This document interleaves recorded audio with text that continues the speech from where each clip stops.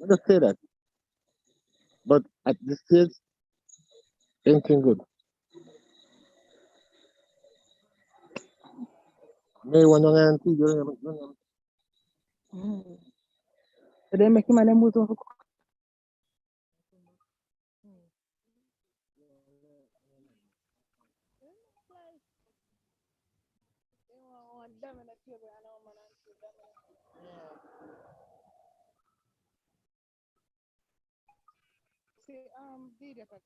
oh,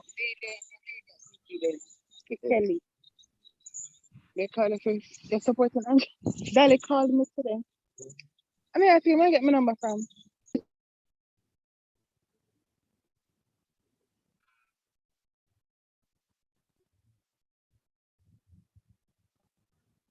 I'm going to mute all. I'm going to mute all.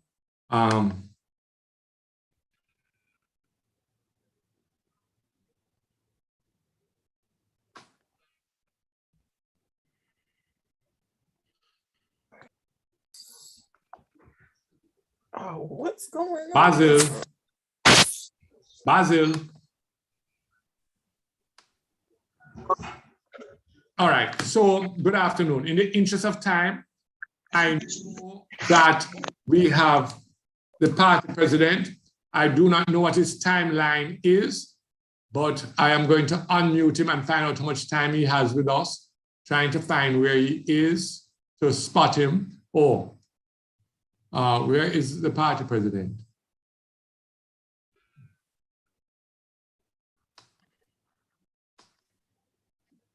I'm trying to see the party president.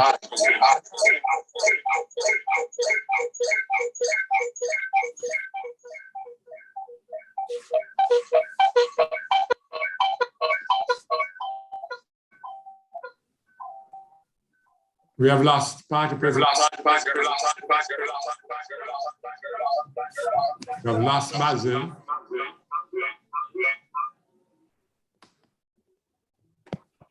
Oh, Basil, I see a hand. Unmute, let me unmute Basil.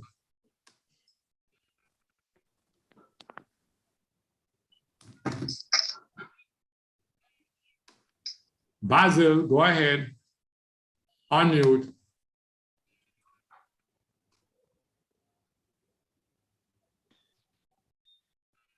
Don't speak.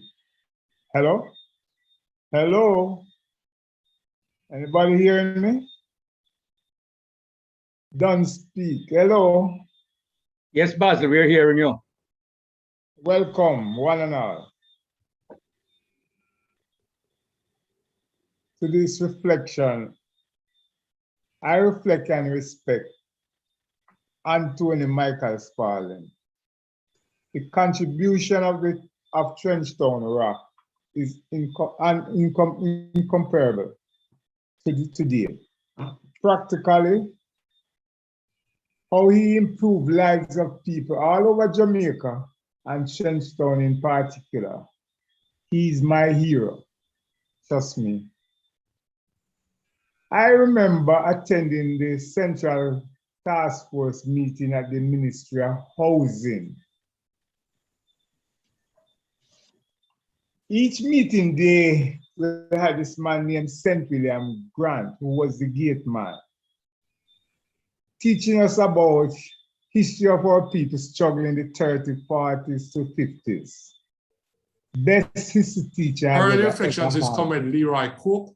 I'm going to invite Comrade Leroy Cook to do the early reflections of Tony Spaulding. Welcome, Leroy. Thank you. Yes. Thank you, Paul. Leroy, not hearing you. You're not hearing me? I'm hearing you now. Go ahead. Hearing me now. Okay. Well, in 1967, after the PNP lost another general elections, I was at university and we decided, a small group of us, to restart the PNP party group, UWI party group on campus. And one of the first things we decided to do was to invite some of the known leaders of the PNP to come and talk with us. One of those was Vernon Arnott, and I remember phoning Vernon Arnott and asking him if he would be our guest. He informed me that he was no longer interested in those things, and he had handed over to Anthony Spaulding, and I should contact Anthony Spaulding. We weren't really very interested in Anthony Spaulding. We didn't know much about him except that he was the son of a former mayor of Kingston. So we didn't bother go through with it. Another leader we tried to invite was Dudley Thompson. Dudley Thompson accepted the invitation and told me that he would be bringing along with him a dynamic young lawyer named Anthony Spaulding. Well, the truth of it is, for the meeting did not go through. I think it was because of some excessive rain at the time. So I didn't meet Anthony Spaulding until October 1968. I remember right the day after the Rodney riots, the 16th of October, there was a big riot in Kingston when this university undergraduates decided to march down to the Minister of Home Affairs on Duke Street, but were stopped by the police, and the march turned into a riot. The next day, I had been in touch with P.J. Patterson earlier. And so I went down to P.J. Patterson's office at 39.5 Johns Lane, which also happened to be the chambers of Anthony Spaulding. And Spaulding told me that I should reassure the university students that if there were any problems at all, he would be glad to provide them with legal representation free of cost, both himself and P.J. Patterson and others in the legal fraternity.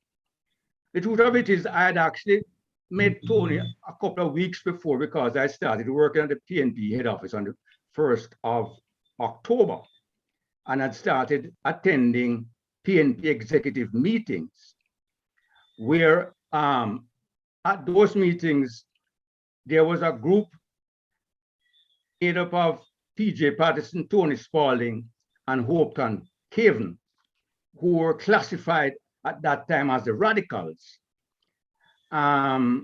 Later on, this group was joined by Vunny Isaacs, even though he was not really, nobody regarded him as a radical.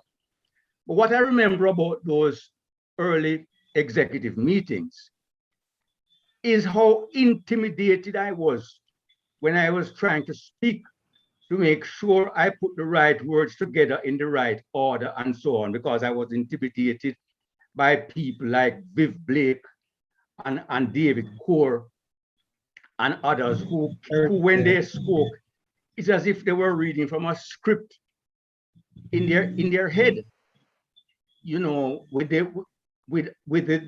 every full stop and every comma in place, with the speaking in proper iambic pentameter, with the whereas and the howevers and the therefore. But Tony Spaulding set me at ease, because when Tony spoke, he was not really concerned with the niceties of style and language. He just came headed straight for goal. Whatever he wanted to say, he just said it. As long as you understood him, he didn't care whether it was grammatical, proper English, or whatever order it came in. So I made a strong bond with Tony early on.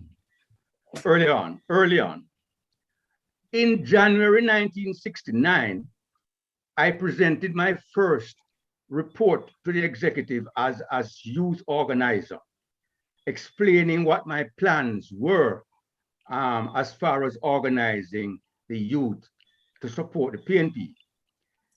And as far as where we were going to put our emphasis, I proposed for the corporate era 3 constituencies to concentrate on: Central Kingston, Western Kingston, and South St. Andrew, because we were clear that that area of Kingston was where we really had to get under control.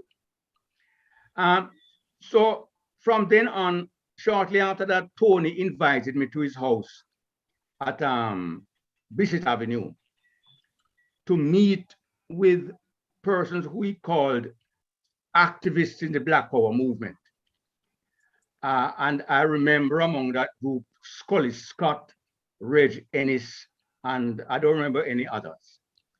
But I got quite close to Tony and started going to his office, his constituency office at 16 Crook Street in Jonestown, where the very first PNP Youth Club was formed in the middle of 1969. I think it was called the Paul Bogle Youth Club, headed by a young man called Lloyd Young.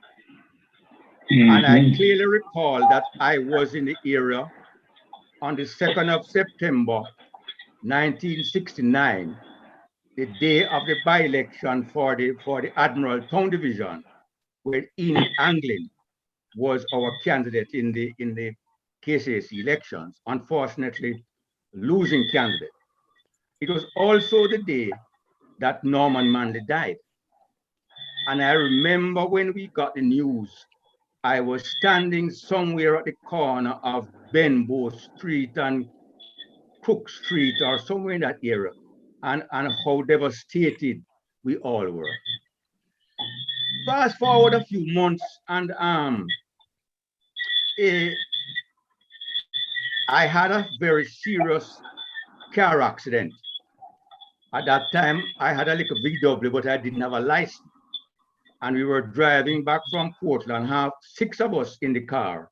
And we went to a youth activity in Port Antonio. And then at the night, we stayed for a dance with the scatterlights. And we drove back along the east, and we reached Kingston about when the sun was coming up.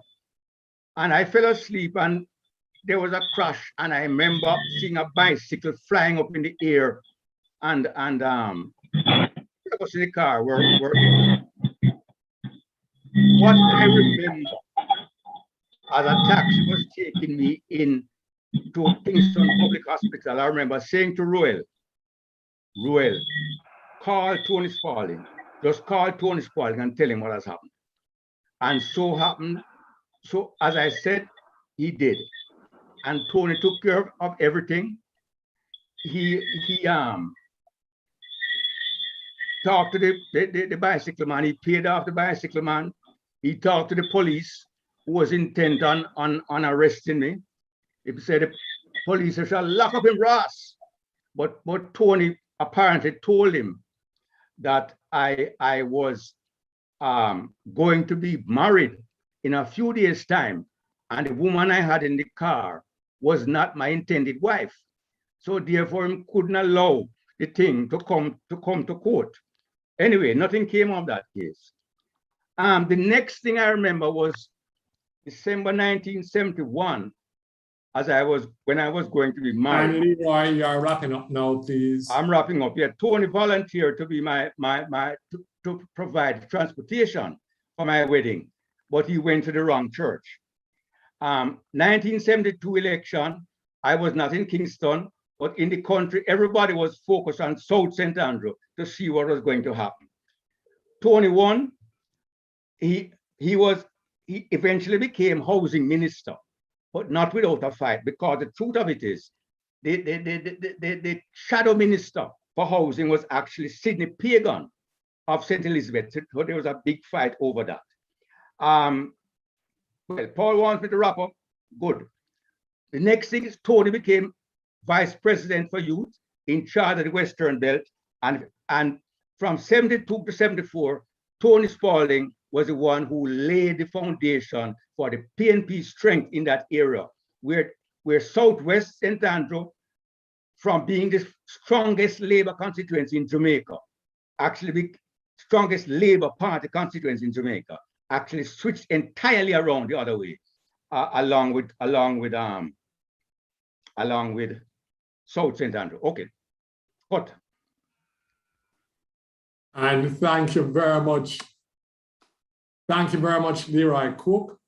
For that, I know you could continue, but I know we're having some sound problems, some distortions. it is not from our end, it's probably from the platform. We are going live YouTube also. I don't know what's happening, but I apologize for it. So we want to go to Tony, the man, the personality. And I don't know let me see if I can find Leslie, right? Where I can find Leslie. I say Lisa, Reverend Lisa Hall, St. Louis. Leslie.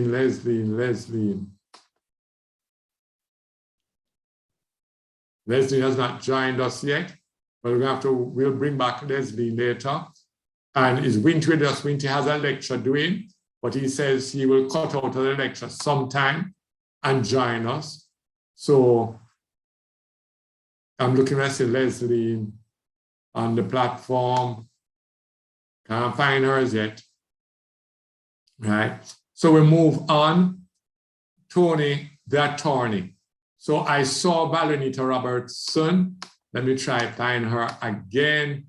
Just put up your hand for me, Valerie, so I can spot you, please.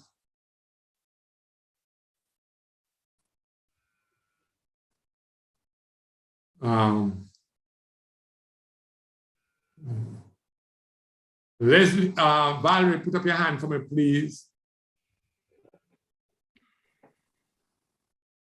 Valerie, hope I haven't lost her.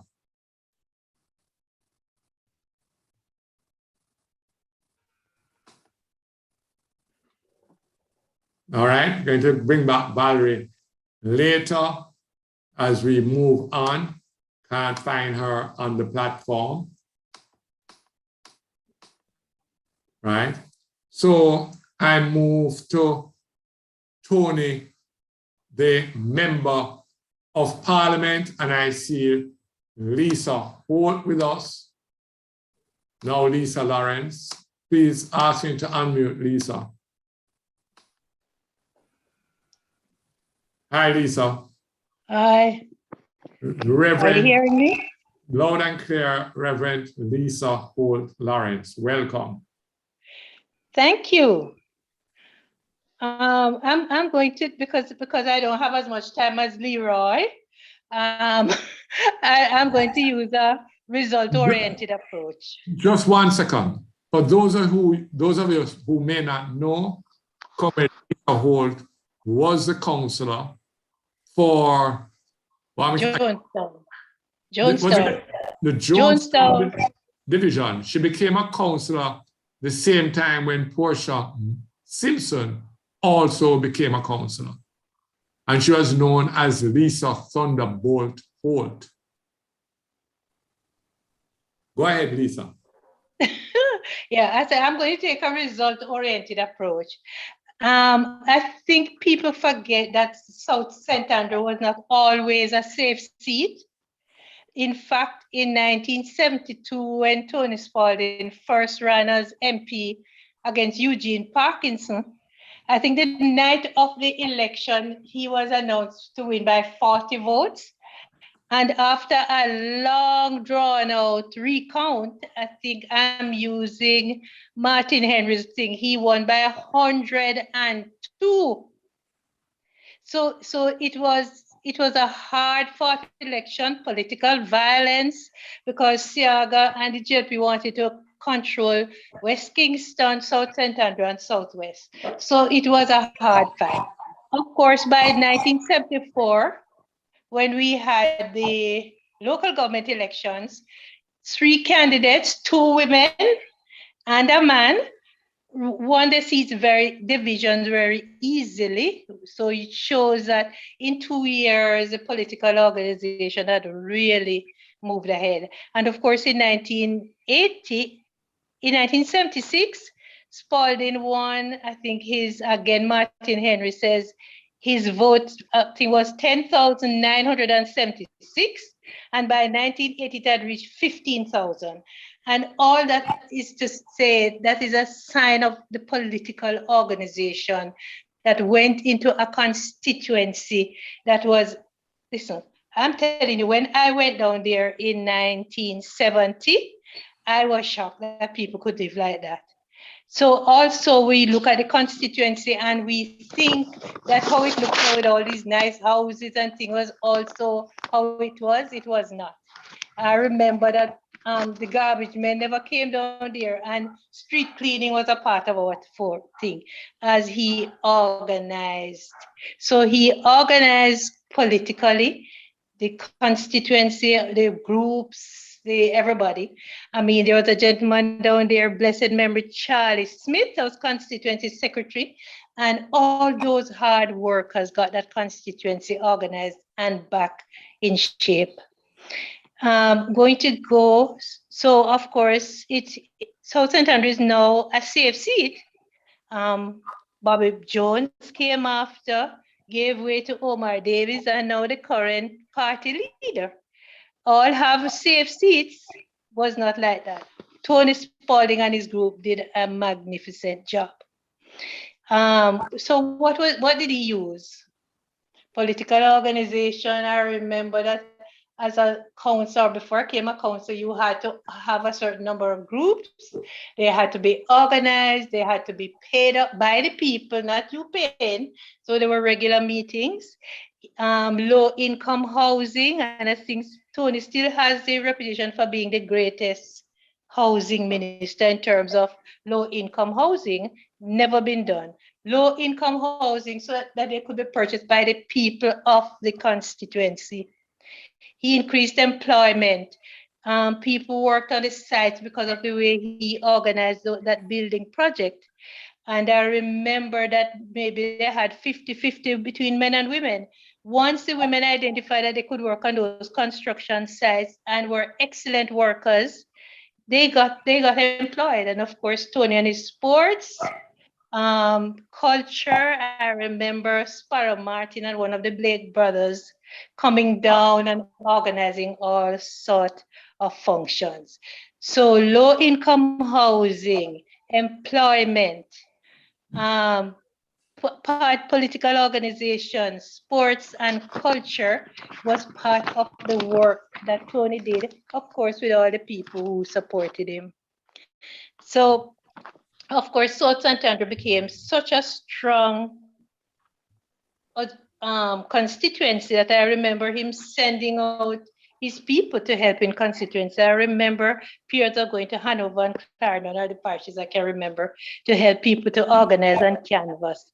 Those people knew canvassing hands down.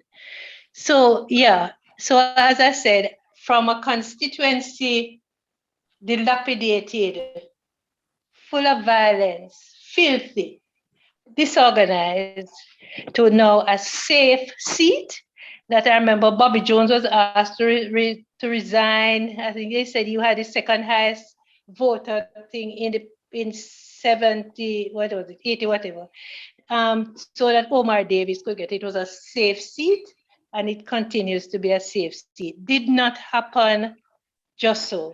Tony was a natural politician, and he was a politician for the constituency that he operated in. Might not have been good for North St. Andrew, but it was really good for South St. Andrew. People developed pride in themselves, started doing small businesses, sports and culture, building schools, assisting with supplies. Every year was a tradition. You had all the children went with backpack and books and all the time lunch money, employment, and party organization.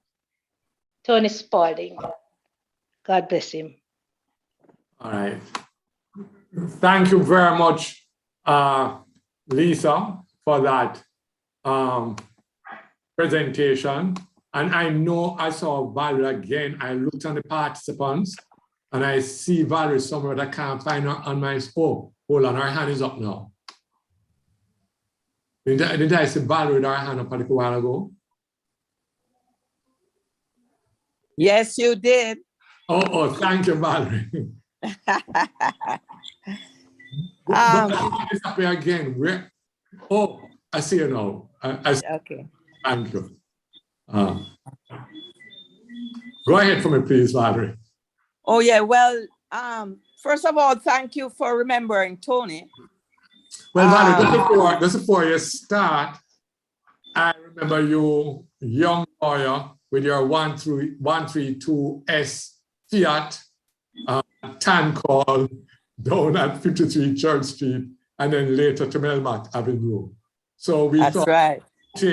for you who worked with Tony in his, before he retired, as one of the key persons in the office. So Yeah. we really are happy to see you here today. Thanks. Well, I'm happy to be here, and I want to thank you for remembering Tony, because the party has not remembered him for a very long time. I met Tony after I left law school in 1977. And of course, I was involved in the courts. I was in the courts every day. And he was the ultimate trial advocate. Very popular, very dynamic. He tackled fearlessly all judges without even blinking an eye. And so I was happy to be recruited by him very early. In fact, before I went to 53 Church Street, where Ian Ramsey was. It is from Tony that I learned the art of advocacy and cross-examination, which has stayed with me all through the years. And also the art of preparation, because you always had to be prepared with Tony, because he would throw you into the deep end at any moment. And he expected you to be prepared. So from there, I started to get more involved in the politics, and I would spend many nights in South St. Andrew, working on the streets. So I knew Mother Dear, and I knew Charlie Smith, and I knew all of these people. But Tony was a rebel, and I guess that's what attracted me to him in the political field. He was also a people person. He loved people, and as Lisa Holt just said, he developed his constituency, lifted the standard of living for the people, and he was very committed to it and loyal to the People's National Party. He was also very Black conscious. He was very conscious of his roots, and he was very conscious that he grew up not in Upper St. Andrew, but in downtown. And I don't know if anybody remembers that his father was mayor of Kingston at one time, and a pick-up-out giant. And I think because of that, Tony had a lot of contacts. And he would rely on them when the need arose. He really was a great politician. And when he got ill and stepped out of the politics, it was very sad. I got to know Portia Simpson Miller because Tony introduced me to her. She was one of his favorites. And I also got to meet Bob Marley because of Tony. He was a lover of music also, reggae music. And he knew most of the artists. I don't think he produced any records, but he really was a lover of the Jamaican culture, as I say, his roots, and the politics. That was his life. Eventually, he stepped out of the legal field and was totally involved in the politics. And he was extremely popular, because I remember being awed when traveling with Tony from Kingston through the countryside. I mean, he could just keep his hands through the window because people would recognize him and they were shouting, "Tony, Tony," or "Trenchtown Rock." You could drive from Kingston to Montego Bay, and people were waving to Tony. And he would never pass them, he stopped. So when you're traveling with Tony, you have to travel with a bag, with your toothbrush and clothes and food and everything, because Tony is going to stop and come out and meet the people. If you're going to Montego Bay, take you all 5-6 hours to reach there, because that was Tony Spaulding. A great politician and a great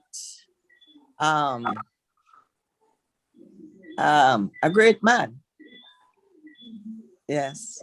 Thank you very much, Valerie.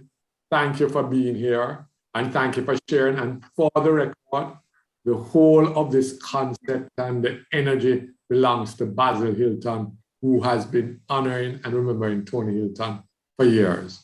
But we know what a relationship with you and a relationship with Tony, also Tony. So thank you very much for that intervention. You're welcome. So we move on. I don't know if Leslie has come back on. I saw Maureen Weber's post that she was a young planner, must have been very young. I say, 1 second, please. Can take.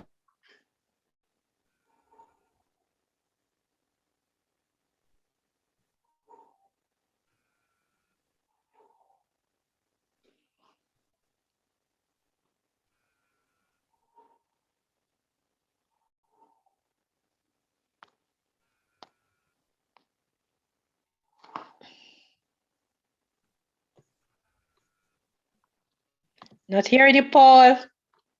Okay, we have now found the party president. Welcome, party president. Member of Parliament for South St. Andrew. Thank you very much, Comrade Paul Burke. Greetings, everyone. I've actually been on from the very beginning, but the host wouldn't let me in at the time when you were calling my name. I just saw it go. Anyway, boy, this is a very timely or maybe even overdue thing to be honoring Tony Spaulding in this way, because of course the man is a legend. The man, I must tell you, I didn't know Tony Spaulding personally, unfortunately. You know, and I do really regret that. There's so many things I would love to talk to him about, as in a sense his successor, not immediate successor, but successor in the constituency. And the man has left a huge legacy, an incomparable legacy in the constituency and really in the politics of Jamaica. I mean, I think that really his role is under-recognized, inadequately recognized. I think he had a significant impact on the history of Jamaica, of modern Jamaica, because he never ramped and he made the PNP strong at a time when we were dealing with a man like Siaga in West Kingston there. And Tony, you know, won the seat from Parkinson. It was a Labour right seat. He took it from Parkinson. Admittedly, no, you know, Crabnet Soul had it before, Vernon Arnett had it, but it was never a safe seat. And Tony won it, 72, marginally, and Comrade Lisa, respect, you know how long I want to meet you? Yeah. Yeah, man, long time I want to meet you. Trust me, come hear about you, and we just never know where you're there or anything like that, but hear about you, and, you know, just would have loved to have the opportunity to reason with you one of them there for hear, you know, what things were really like when you were back when you were a councillor. But, you know, within 4 years, he had made it into a safe PNP seat. And I know that his methods were, we've heard about the strength, the organizational prowess, and I know he didn't do it alone. Charlie Smith, Mother Dare, Enid Anglin, Lisa, who is on the call, and others, you know. But I can tell you that to this day, it is the people of that generation that keeps South St. Andrew strong. They are the ones who really understand the history and where we're coming from. They know what Ghost Town was like. They know what the living conditions were like before Arnett Gardens was built in Trenchtown. So, you know, it's, I don't treat South St. Andrew as a safe seat. Because to me, nothing is safe in life.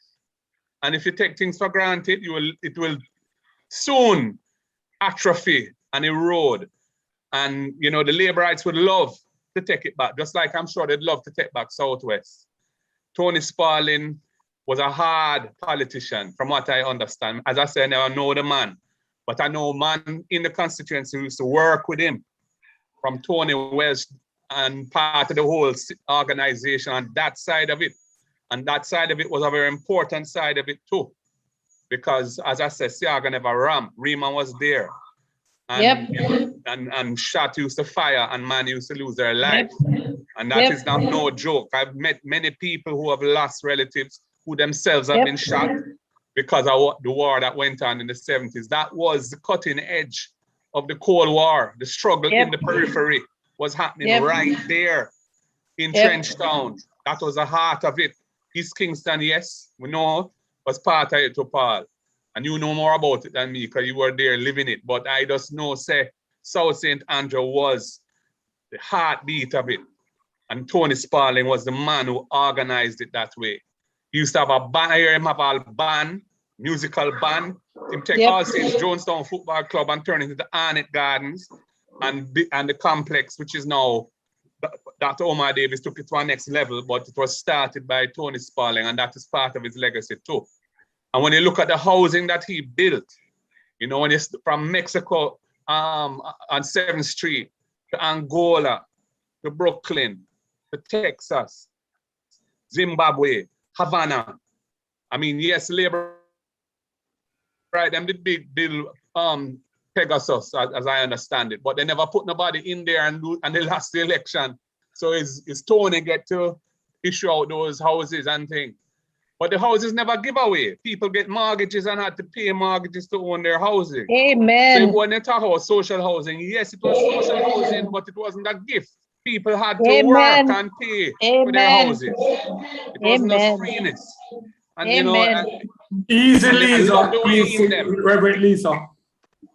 He never said how he built his schemes. He never built a high rise like in Tivoli. You know, if the most might be one house above and one below, and many of them were just single dwelling houses. Each scheme had a little park inside it, you know, so that there was an area where people could congregate and things. And, you know, yes, there were little things happen like they built a house in West Street, in West Road, you know, down the bottom of West Road, you know, not the bottom of West Road, but halfway along, so people couldn't just drive up from down below into Arnett Gardens and create mischief. And those houses remain there in the road to this day. I mean, Tony Spaulding's legacy is huge. Southwest St. Andrew wouldn't be what it is if it wasn't for Tony Spaulding, as I understand it. Because when Portia came into the thing, Portia was a relative young lady. And it's Tony give her the strength and help her to build that thing. And she took it and ran with it and made it what it is. But Tony Spaulding, his legacy to the PNP is huge.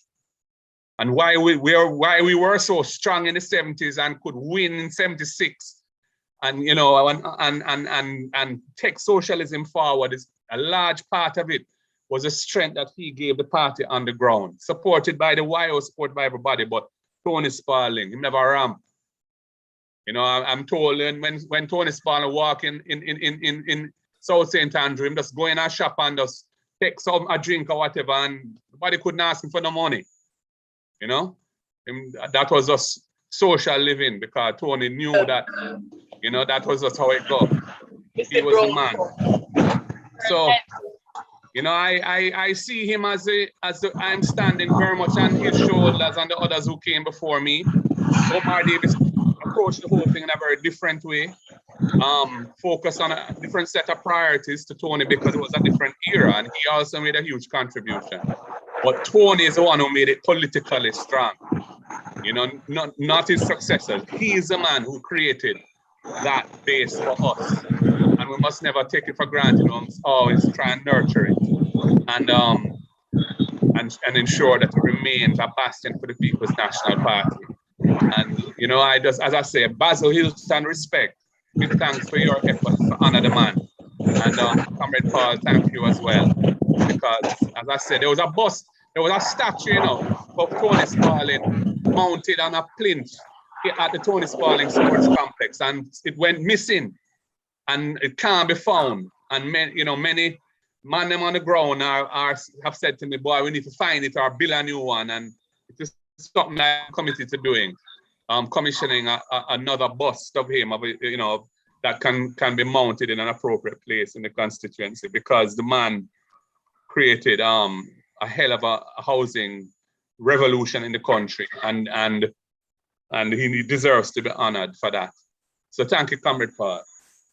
And thank you for such an energetic presentation of its Comrade Golden. Thank you. I'm going to ask everybody to mute themselves, please. I don't know. We're still getting some background noise. So please just go to your mute buttons and mute yourself, please. Right? A number of persons are not muted. I've been muting some, right? But all the background noise adding creates a problem. Okay, so we have done Comrade Mark, we have done, well, Basil still needs to speak. We'll hear from Basil Hilton. We have done Comrade Mark Golden, Comrade Leroy Cook. We have not seen Leslie. Leslie, can you raise your hand for me? Leslie Davis, can you raise your hand so we can find you? I see, I'm almost certain, I see our General Secretary, Dr. Dayton Campbell, welcome. And of course, I see one of my closest girlfriends of the 70s, Carl Pickersgill. She was the secretary, chairman of Flats United in Arnett Gardens. Carol, thanks for joining us. Can't call everybody's name, but I'm looking for Leslie Davis. I see you, Paul Buchanan, and you'll soon come on, but I'm trying to find Leslie before you. Right? Leslie, where are you?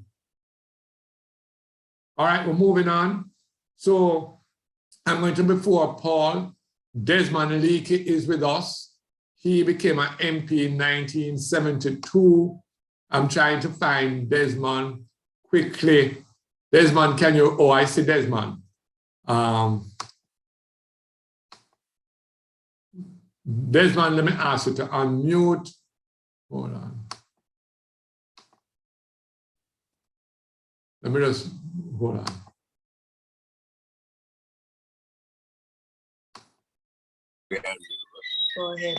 Desmond, you're unmuted? Yeah. Yes. Can you hear me? Yes, I'm hearing you. Okay.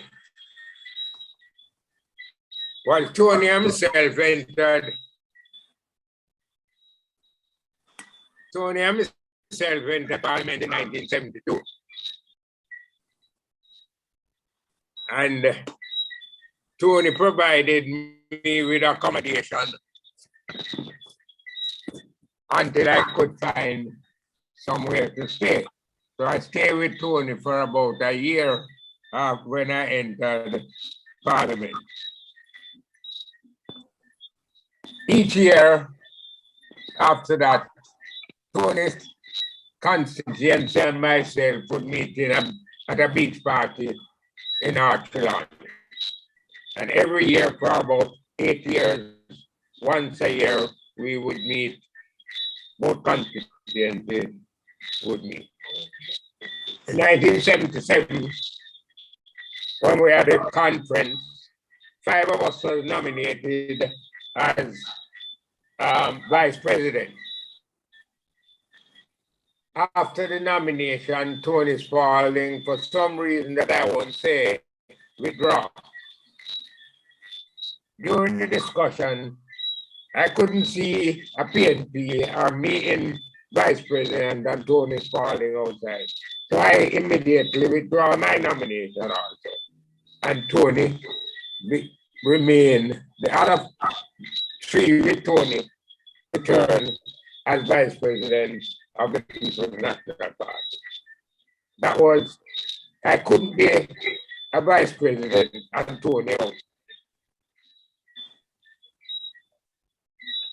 One day, one night, Tony Spaulding called me. There was a comrade whose child would be christened the following day. Tony called me to say, Desmond, you have to deputize for me because I can't go to the christening. So I couldn't disobey. I went to the christening and I become deputy godfather. Tony, in my constituency, Tony Spaulding as minister, during Tony's period as Minister of Housing, more houses were built in North Trelawney. Then, and up to now, the amount built by either Ministry of Housing or NHD has not surpassed those built during the time when Tony was Minister of Housing. 5 housing schemes, including the Cubans, which site was set up in Falmouth and built houses for Hesha in Hanover, Steertown in St. Anne, and Falmouth Gardens in Falmouth. So 6 housing schemes, my constituency during Tony Spaulding period. Never been equal, not surpassed it. Tony, 1974, I remember when Lisa Porter, Winston Davison, and we all met on Mother Dear, because Mother Dear was part of the constituency.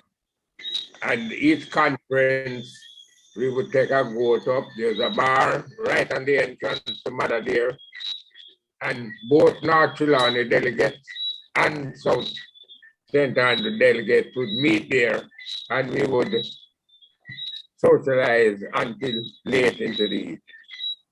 When Tony was sick and moved to Dillsbury, I visited him on many occasions, but those were my worst moments with Tony because of his illness. So I always remember Tony Spaulding. He was one of my heroes. Thank you, Desmond. And I want to say to all our viewers that we intend to do proper interviews with the contributors because we know that this taping is compromised. Today is an introduction, but we have taken the decision that we'll be doing interviews so we can do a proper documentary on Tony Spaulding as one of our 50th anniversary projects of the PNPYO. Now we have a few more people to speak. We have Yvonne Chang and Angela Castrota. I have not seen Angela Castrota, but I saw Yvonne. Yvonne, can you raise your hand if you are here, followed by Paul Buchanan? Yvonne lives out in St. Thomas, and I know she could be having some challenges again with internet. Virtual meetings bring good, bad, and ugly. Kate, good to still here with us. It is now 2 o'clock in Belgium, or 3 o'clock in Belgium. So, where are you? Yes, Paul. Oh, I see. I did the unmute. Yes, go ahead, Yvonne. Yvonne was secretary, was treasurer of the PNPYO and very close to Tony Spaulding during the 70s. Go ahead, Tony. I'm sorry, Sonia Gonzalez. I know. I spoke to Claudette Rose today. She's still having some technical problems. I wanted her to appear. I see your message in the chat. So up to today, I had a discussion with Claudette. Okay, go ahead for me, please, Yvonne. Okay, so I met Spaulding in 1974, right? Through and at the time I was with the Ministry of Agriculture, and when things got very difficult.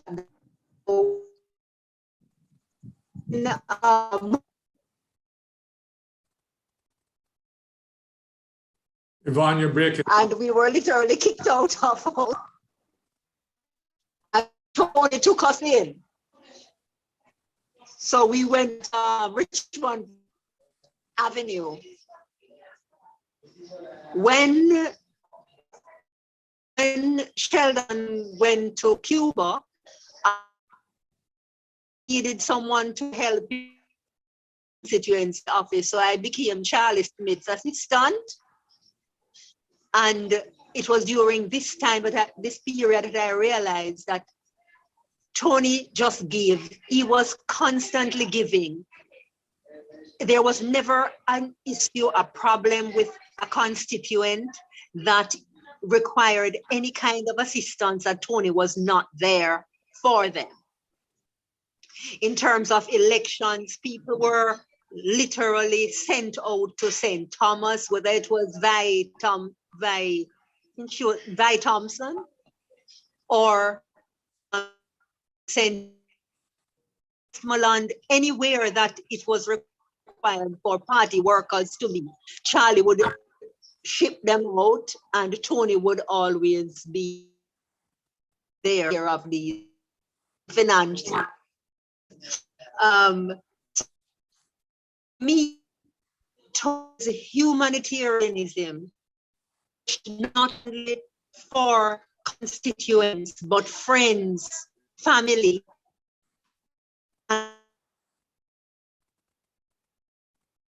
Is there. I remember that he go to he was going to take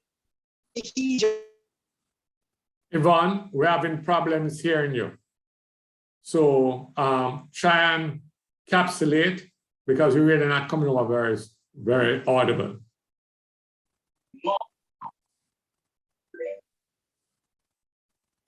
I don't know how that happened.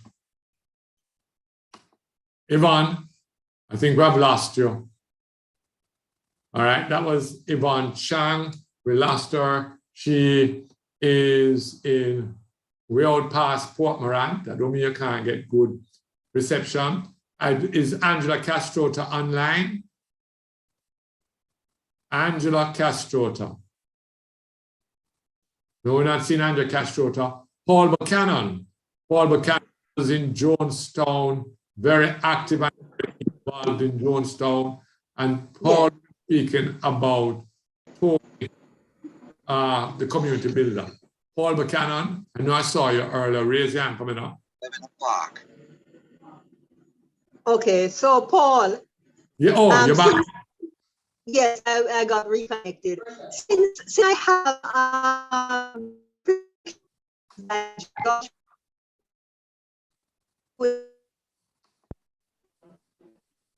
okay. Yeah, you're finishing. Finish. Yes. We can barely hear you, but please finish. I'm frozen. Okay, right. So I got this from George Freckleton, and we were both members of his constituency executive.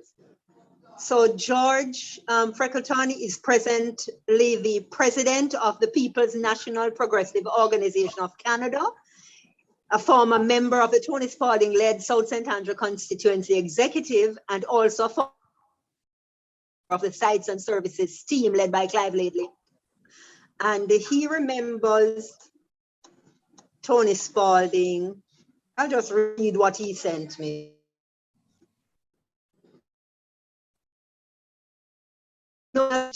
Rock, the greatest housing minister and community leader, Jamaica.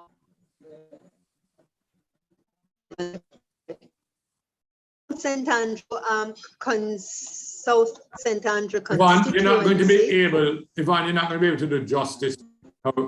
I'm sorry, we're going to have to capture that in another moment. 2 weeks of counting and recounting. 4 years later, in 1976, general elections, he won by 10,000 votes. Made the constituency. All right, I think Yvonne, I'm going to ask you, we're not really hearing you very well. Sarah about it. Okay, okay. All right. We have to. Okay. I'm sorry. So I'm going to. I'll send it to you. All right. Thank you, Sarah, about the intent. So now invite Paul Buchanan. Is Paul. All these celebrants in our family. Paul, we have asked you to unmute. You hearing me? Yes, loud and clear. All right, let us just acknowledge up front that Tony was a mentor to all of us. And I just want to say that he provided all of us with an avenue to serve at senior levels of the public sector and to make a difference. Tony was as a community builder. I'd say Tony as a social engineer. He had a vision because he understood, I would say he understood integrated area planning without going to planning school. Why do I say this? Firstly, he was very methodical, despite some might see as his extraordinary ways and his outward demeanor. There was inner strength and relentless drive, what I would say, to right wrongs. And he had a vision. He crafted a vision of an integrated area plan for South St. Andrew.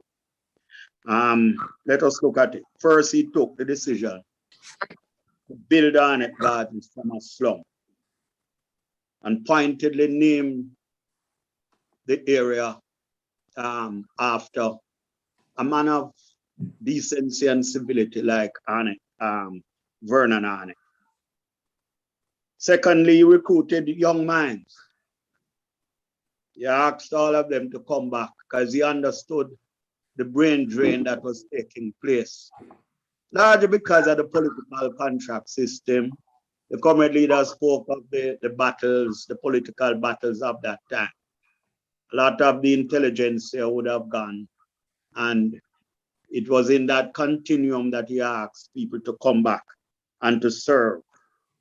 I was in Canada at the time. I came back and I was his projects manager.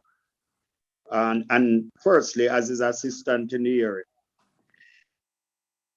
Thirdly, he placed us in positions that we could make a difference. And I'm just running down quickly in the interest of time. He established community institutions that underpin a kind of social plan that he had, a socio-economic plan that was all embracing. The Linton Duffus Trade Training Center at Ambassador Theatre, the football complex that is now named after him.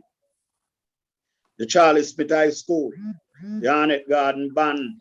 So you have music, education, all facets of social and economic enterprise. They were there.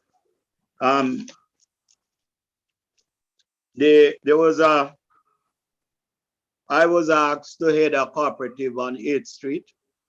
It was called the People's Cooperative Movement, of which I did thesis work on that enterprise. And it undertook production in alabaster, shoemaking, leather products, etc., and marketing of the products of these people. Some of the signs are still there on 8th Street. There was the Avon Park Community Center. And importantly too, Tony crafted a registered community-based trust to incorporate all the elements of his community plan. There's an underpinning legal document that ensured that the ownership resided in the people of the community. So yes, there was all the elements there, music, sports, everything. And that is one of the reasons why I refer to him in that manner. But perhaps and I will go quickly because you didn't ask me to touch on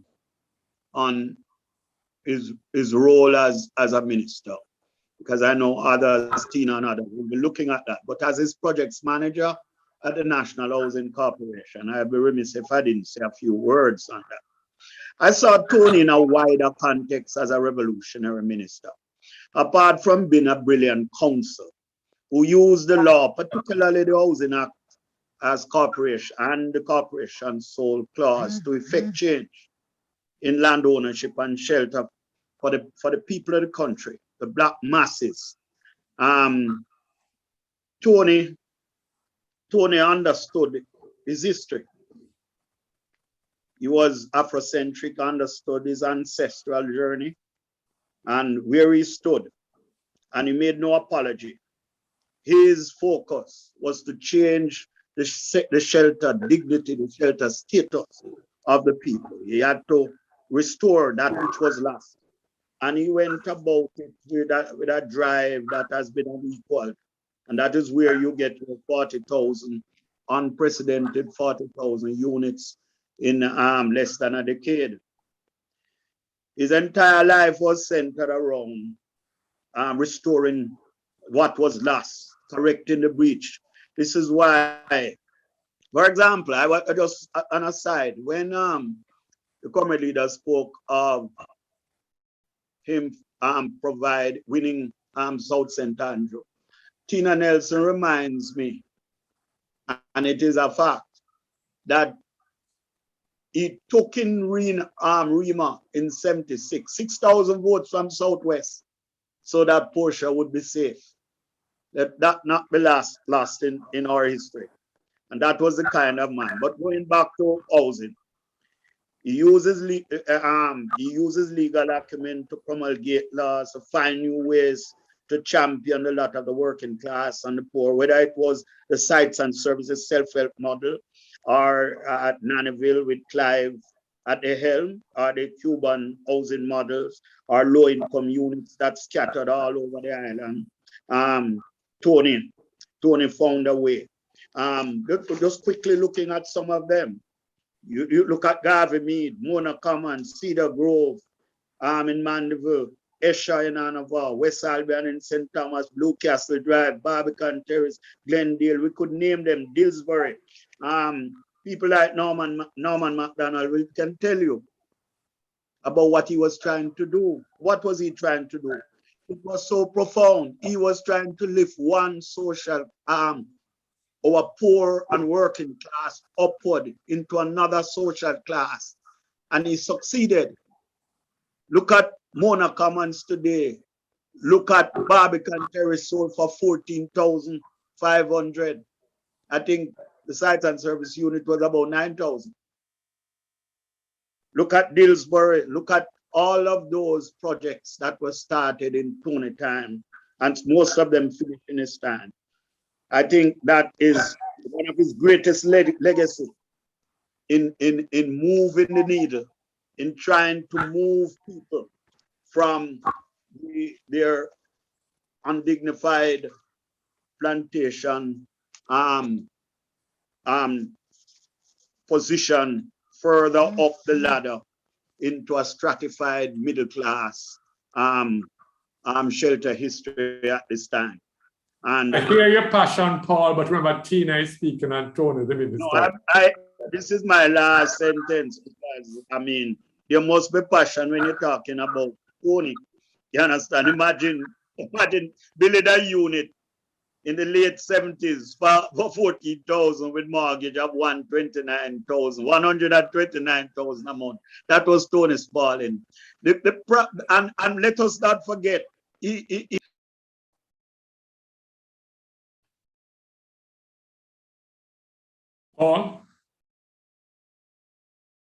Paul?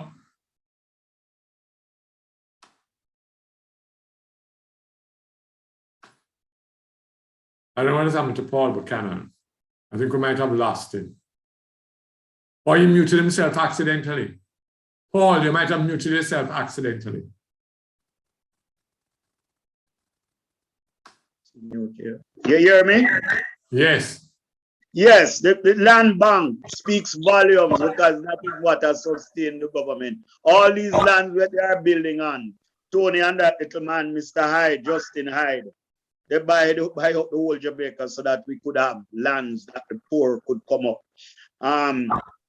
And that to this day, all I will say that the stability that was crafted in those communities, purposely so, that is what has sustained them and has led to the appreciation in their value and allow for the new status of the least of these. Thank you. Thank you, Paul. Thank you very much for that contribution. Very informative, very good. And I also see Norman MacDonald online. And I see the Secretary, the President Secretary of South St. Andrew, Comrade Sarah Marshall, to be councillor shortly, online, absorbing it. And we move the agenda up. I don't know if Leslie has come back on. Is Leslie Davis back on? Paul, lower your hand for me, please. Leslie, raise your hand if you are on the platform for me, please. Trying to find you. Can't find you at all. I saw when you came on earlier today, but still looking for you. All right, so we'll move on. And Basil, are you able to speak yet? Just to speak to the whole concept behind it. Basil?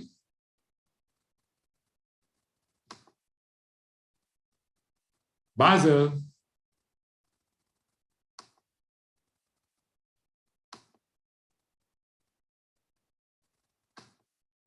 So we'll move on. So Tina and Neville, Tina Nelson, I know I saw you. Just raise your hand for me, please, Tina, so I can identify you. Tina.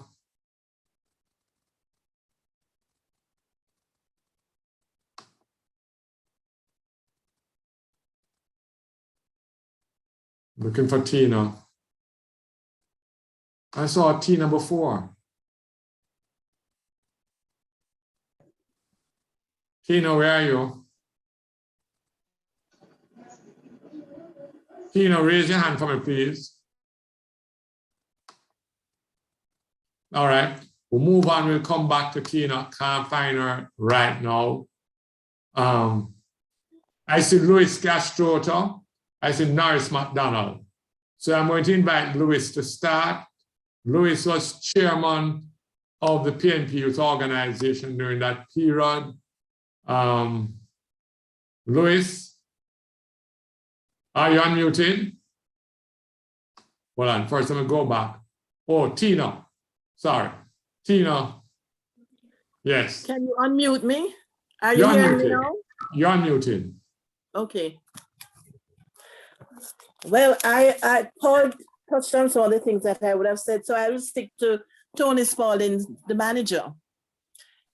I call him the inimitable Tony Spaulding.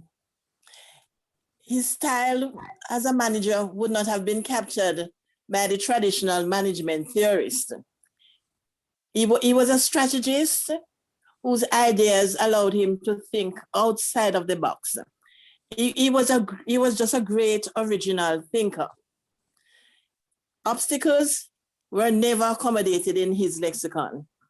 And wherever they appeared, he had already envisioned a practical solution that often astounded the cynics and skeptics. He challenged those around him to be innovative and to dig deep into their mental resources to make things happen. He was a result-oriented person. He defied the traditional mores and forged success through unconventional strategies and measures which created successful outcomes, such as the creation of 40,000 housing units, a feat not yet undone by any other housing minister. Well, Tom drunk, but Tom no fool.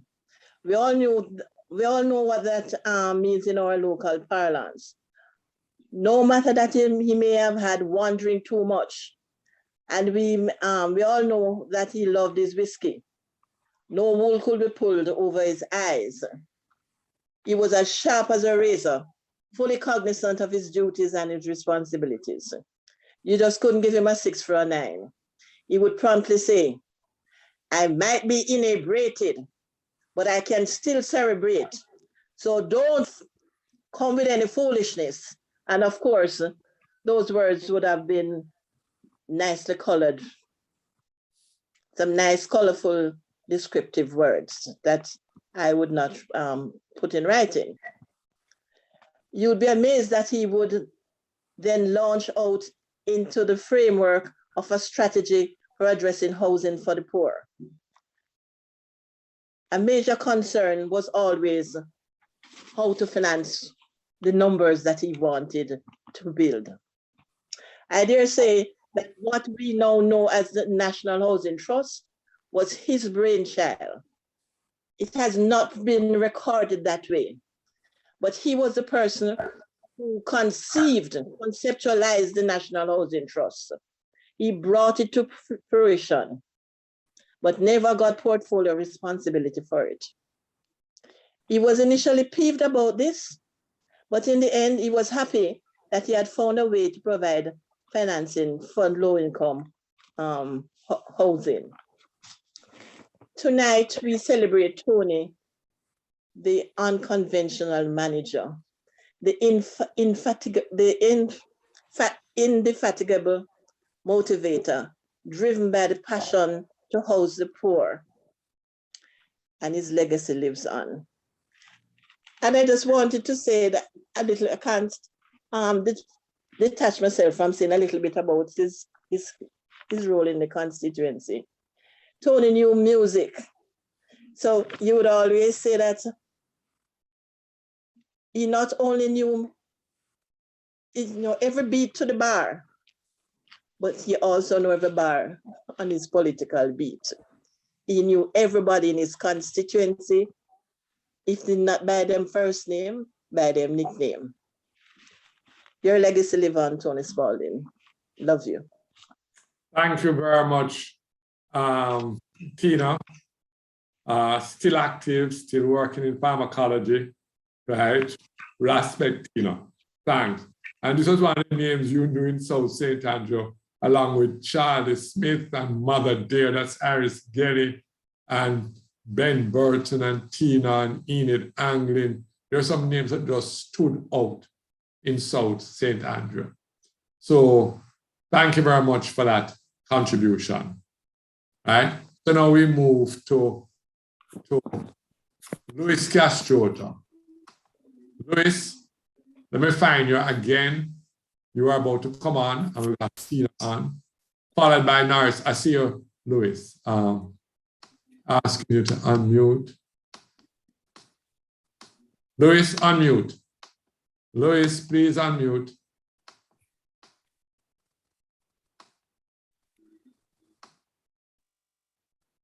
Thank you, Tisha.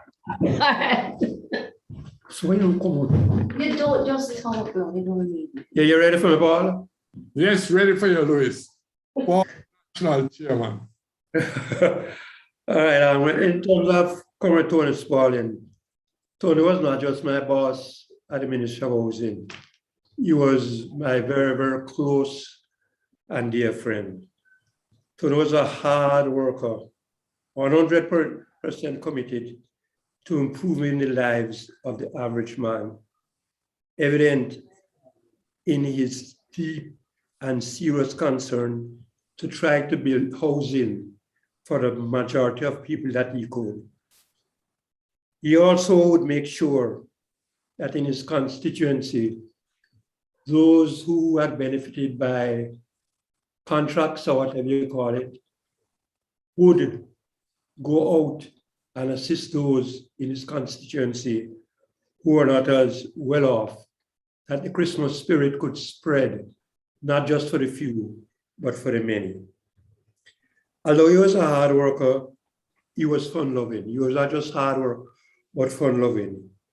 He expected those in his group to work just as hard or harder than he would. And he would not tolerate slackness, no matter how close you were to him as a personal friend or a business associate. Tony would leave a mark that is hard to fulfill, and it's going to be impossible to surpass. It was because of his hard work and his dedication to the cause of bringing the lives of the poor to a better standard of living that we should always remember the great Anthony Spaulding. Thank you, Paul. Thank you, Louis. And thank you, Trisha. Okay. So Louis was more than close to Tony Spaulding, I can tell you that. They were inseparable during the 70s, right? And Tony was very close to the YO. But more than that, Louis was one of his faithful drinking partners, right? I hear you have to give up liquor now, Louis. Doctor's orders. Not hearing you. I think Trisha has muted you. But I think you've been muted again.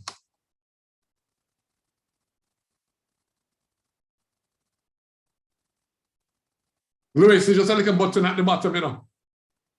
Thank you, Trisha.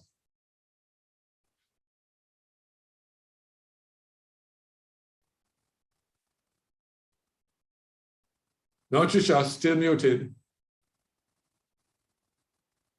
All right, yeah. Good. Louis, I hear the doctors ordered you to give up drinking. That's not true. First of all, it's not necessary. And second of all, no doctor can order me to stop drinking. I have voluntarily cut down on the amount of alcohol I used to consume. But that's as far as it goes. I have not stopped and I will never stop. All right, Louis, good to hear you. Good to see you. All right, so Norris McDonald. Norris does not live in Jamaica again. Norris was the chairman of Western Belt. Norris is a former general secretary of the PNP-YO, and Norris was really on the ground during the 70s. He conned the more they kill us, the more we organize. But Norris worked in the Western Belt with Tony Spaulding. You have to unmute now, Norris. Yeah, thank you, Comrade Paul, Comrade Chairman, comrades and friends. It is a tremendous honor for me to join you all in saluting Tony Spaulding. Yes, Norris, we're seeing you. Oh, checking the mic. Okay. So it's a tremendous honor for me to join you all. Tony Spaulding was a black rock of salvation. In the Western Belt, in that era, the black working class, and some people have probably touched on it, their life was a life of tremendous poverty, hardship, and in some sense, many people look towards they look towards a God for salvation, and they also look to a politician. But it's very rare you have a people's politician, a politician who is compassionate, who care about the people, who give his all, give his entire life in terms of the upliftment of the people. And one of the greatest things about this was his ability to bring people together. So in the Western Belt, by the way, stretched from West Kingston all the way out to Riverton City. So we had Dr. Winston Davidson, very esteemed Dr. Winston Davidson, who was one of the brilliant strategists in the Western Belt, right? And I was tutored coming up under Winty eventually. And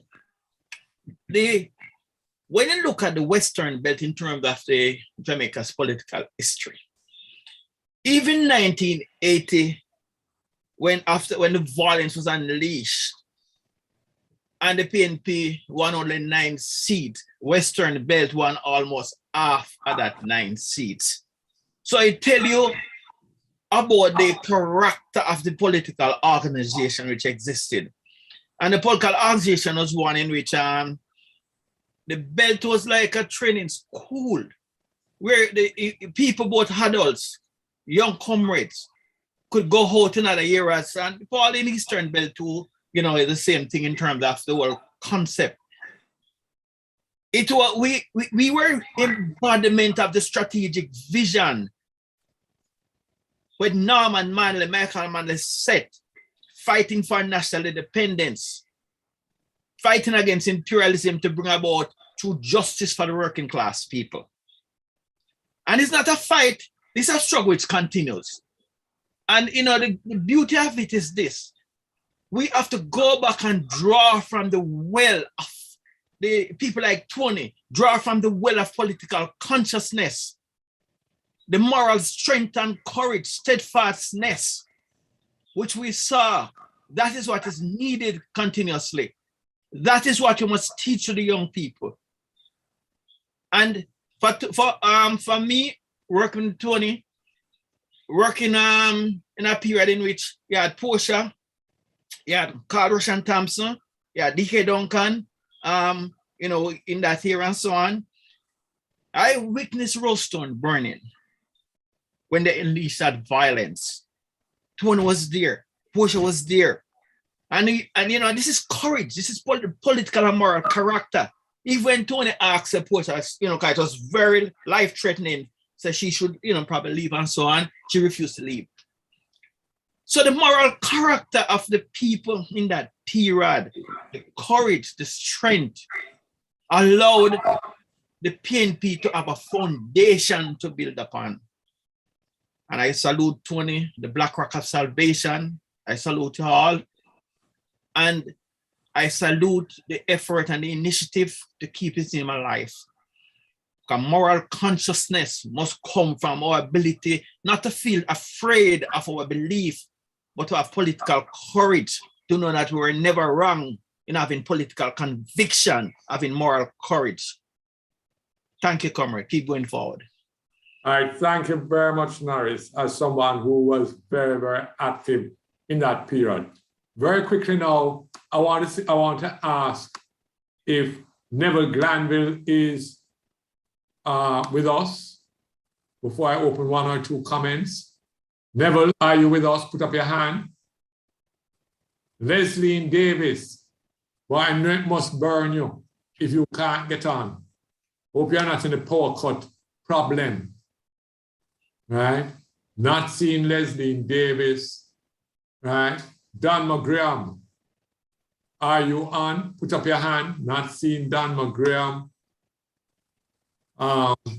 Derek Heaven, I know you told me you would have a challenge.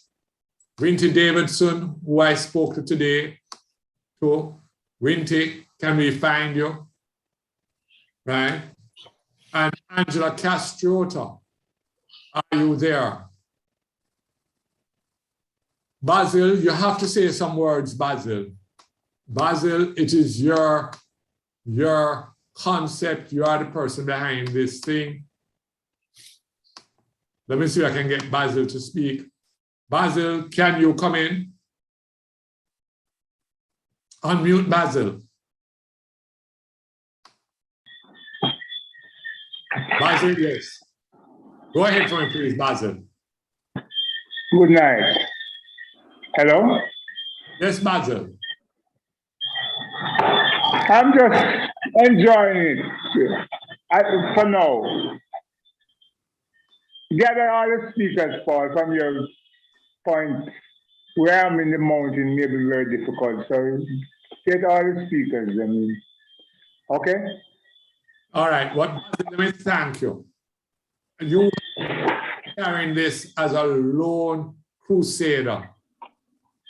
In the great sight of Tony Spaulding, personally, many a year, always remembering him, right? I think that's something to do with your birthday too. Yes, people. Okay, yeah, so both of you share birthdays, right? Yeah. So all our contributors, we have 10 minutes for 1 minute interventions. after 1 minute interventions, I saw a few hands, few people saying, so quickly, raise hands. I'm limiting people to 1 minute and we're closing up. Hands up. Cynthia Cook, you are recognized. Cynthia Cook, you are recognized. Yes, I just wanted you to mention about the opening up of the hotels to locals. Oh, yeah. Could someone speak about that? Myrtle Bank and on hotels and so on. Okay, a very good point. You mean to Black locals? Those always up to locals.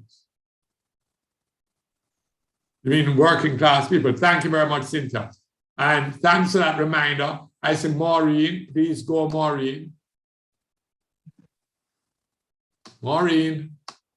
Hi, I just want to really talk about how much working in the 70s, mid-70s on with Minister Spaulding. He was the mayor, wasn't really Comrade Spaulding.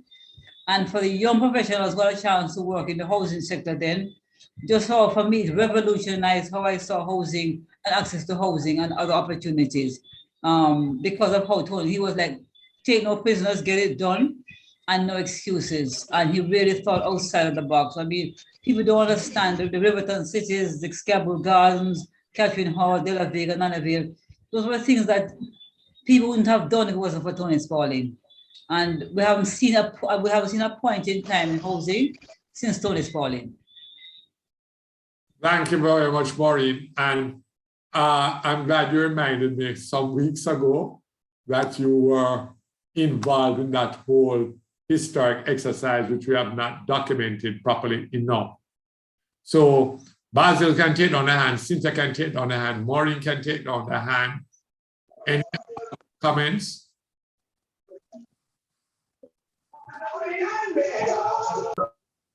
Yes. So, any other comments for tonight? Well, I want to really thank everybody. I want to say that PNPYO will be celebrating its 50th anniversary next year, July. We have started the celebration already. It's a 1-year celebration.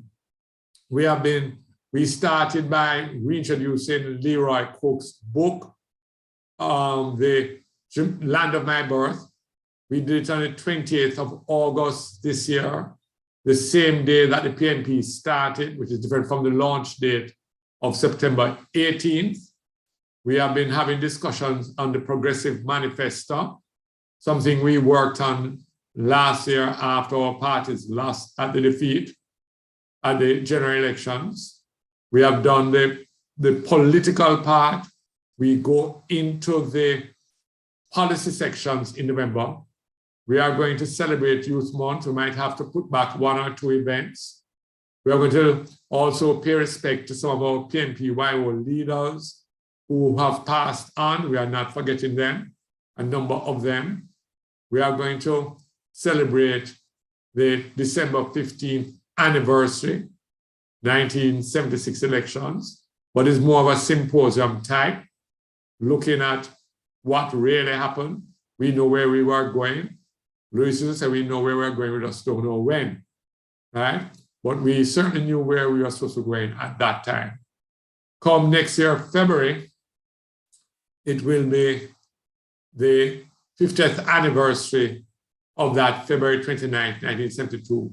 That is not going to be a nostalgic back-patting exercise, but to look what came about and how those policies still impact on the Jamaican people today.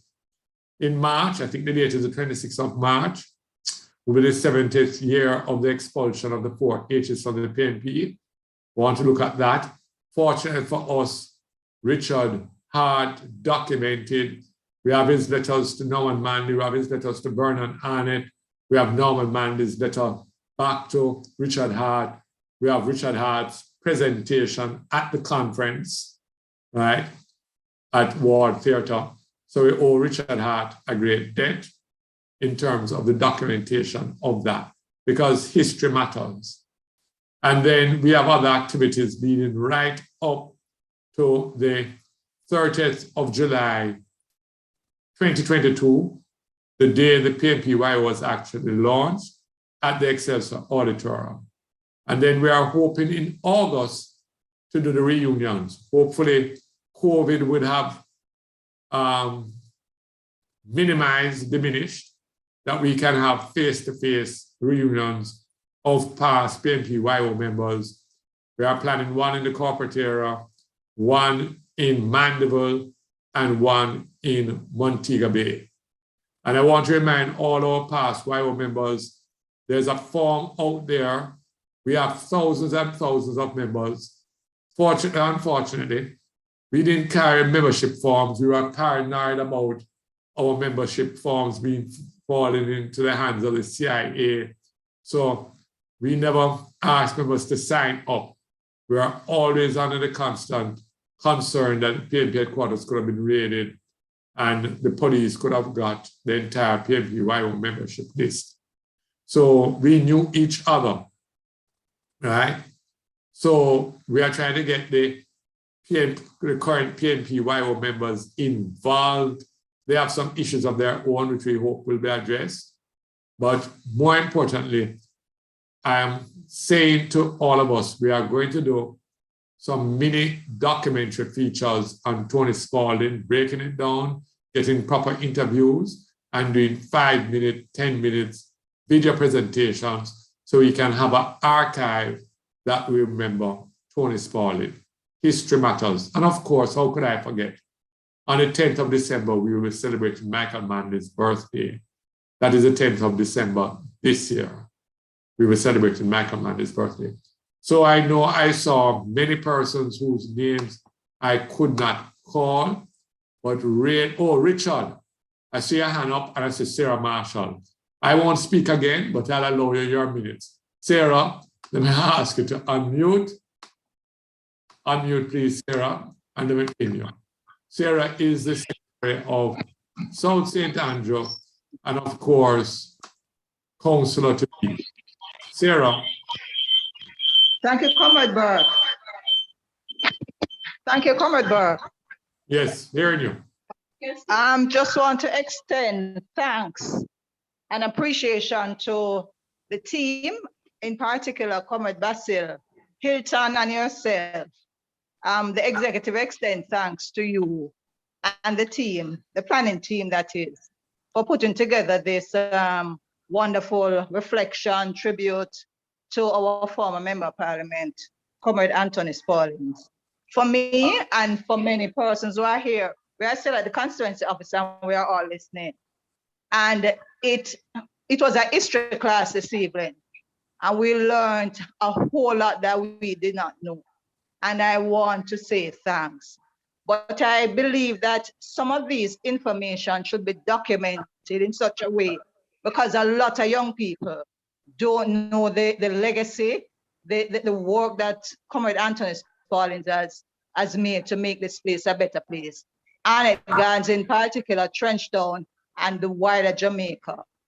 And for us here, I'm going to suggest to our member of parliament that we set up a committee to document some of the work and to see how best we can move forward in a way where we celebrate this giant of a man in every year, or as you said earlier, every 2 years or so. But we have to do something to keep the legacy alive. We have to. Thank you, comrades, for the wonderful tribute of our former member of parliament, and blessings on you all. Thank you. All right. Thank you, Sarah. And thank you for also being part of the planning committee. And this is something we would want to work with you on. Richard, I see your hand asking you to unmute. All right. Good evening, everybody. I had written something in the section, the chat section before. I'm actually struck with the kind of rich history that was presented today from persons who were involved and integral to that time in the 70s. much too young at that time to have been a participant, but it is something that I think that basically can act as a catalyst and inspiration. And I wanted to, just following up on the speaker just now, ask what is it that we are doing to have this rich history online that younger persons can get access to it. If I wanted to share this with my children or other persons across, the easiest medium is having it online. What is it that we're going to be doing to have this information that is so inspiring to be online? All right, thank you for the comments. We have a lot of work to do. We are actually documenting all our meetings. We plan to do proper interviews, not just this. One of the topics we are doing will be youth activism in the 1960s. There's so little documented on it, right? And it's such a interesting period. So Tony Spaulding has a place in the PNP, in South St. Andrew, and in Jamaica. We have recognized it. We need to now document it. As I said before, history matters. So thank you again, Richard. I think we're closing now. I don't see anybody else with their hands up. That's it. I won't repeat what I've said, just to thank all of you. We were able to finish at 7:43, not bad. So good night, join us again. And thanks to all the contributors. Sorry about Leslie Davis, sorry about Winter Davidson, sorry about Derek Heaven, Angela Castrota, Don McGraham, and Neville Glanville, who were unable to participate. But thanks all who came on board.